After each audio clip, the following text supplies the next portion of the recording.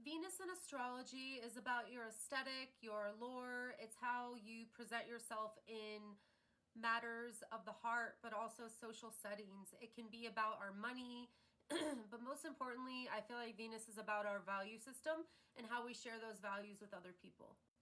Venus in Gemini is a very young energy, and I do feel like Venus in Gemini gets a bad rap sometimes, but it's not because they're necessarily two-faced. I feel like a lot of it is that Gemini placements in general are very fast-moving energy, and so they need to be intellectually stimulated at all times to remain engaged.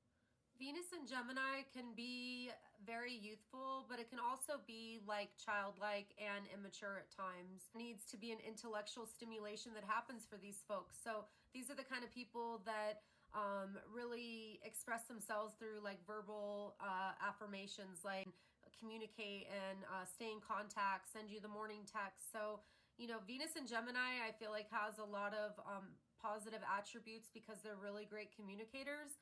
But I think also too, they're mutable. So they can be, one minute you can think they're over here and the next minute they can be over there. So they're very versatile. I would even say Venus and Gemini can be probably one of the freakiest placements for Venus. And I don't mean that in a harsh way. I mean that in a way of like, they're open to new things. They're open to different things. They're open-minded.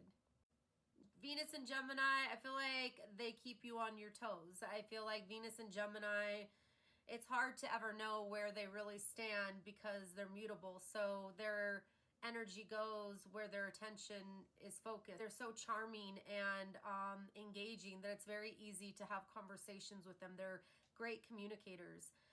Anything Gemini or Virgo is going to be very intellectually astute.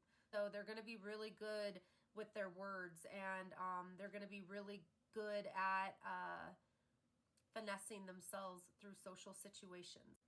I could actually even see this placement wanting to do like phone sex or like sexting, that type of thing, because Gemini rules like communication, but I also feel like with Venus there, it's like there can be kind of that flirtation of like, it's an interchange, right? Of like, I feel like communication is very key and intellectual stimulation is key with Venus and Gemini individuals.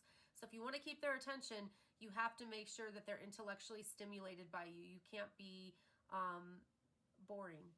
If Venus and Gemini finds a relationship fulfilling and intellectually stimulating, I feel like they can be loyal, and I feel like they will stay in it.